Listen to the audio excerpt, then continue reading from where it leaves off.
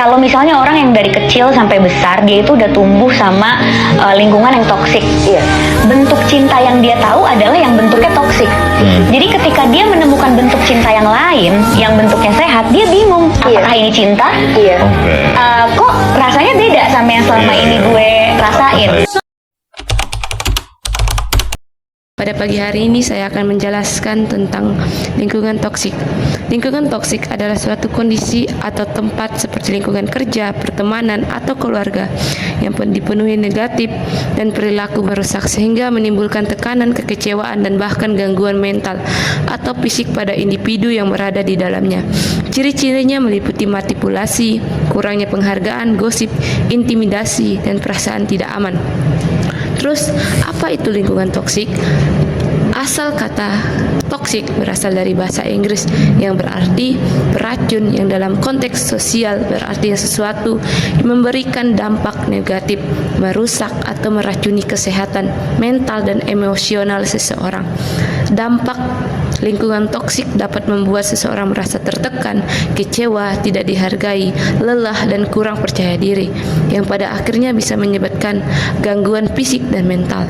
Ciri-ciri lingkungan toksik berperilaku negatif: adanya manipulasi, intimidasi, kontrol, egois, dan menyalahkan orang lain, ketidakdukungan, kurangnya penghargaan dan pengakuan atas usaha serta kontribusi individu. Tidak sehat, sering terjadi gosip, persaingan tidak sehat, atau kurangnya kepercayaan antara anggota. Penyalahgunaan, individu yang berada di dalamnya merasa terus-menerus disalahkan atau diremehkan. Mematikan pengembangan diri, menghambat kemajuan dan fondasi seseorang karena suasana yang buruk.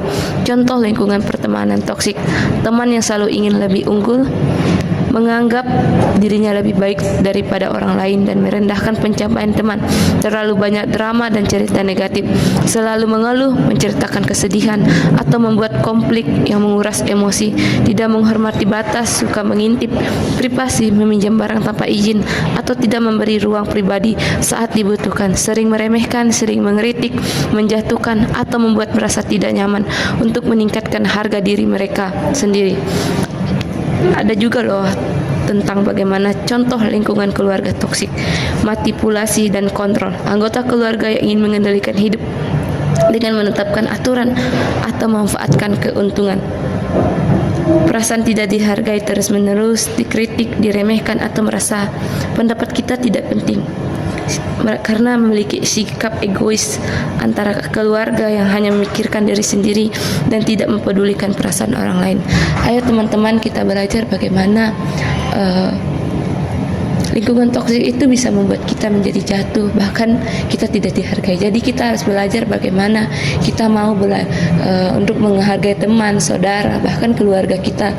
Dimanapun kita berada, kita memiliki kasih dan selalu mendukung dan mendorong saudara-saudara kita yang ada di dalam kehidupan kita, di sekitar kita, bahkan di masyarakat yang ada di lingkungan kita sekalipun. Jadi teman-teman, sekian dari pembahasan saya tentang lingkungan toksik. Ayo kita sama-sama belajar bagaimana kita menghargai, mendukung, dan mendorong orang-orang yang ada di sekitar kita. Sekian dan terima kasih. Oke teman-teman, terima kasih sudah menonton videonya. Waduh, gaya banget sih lo.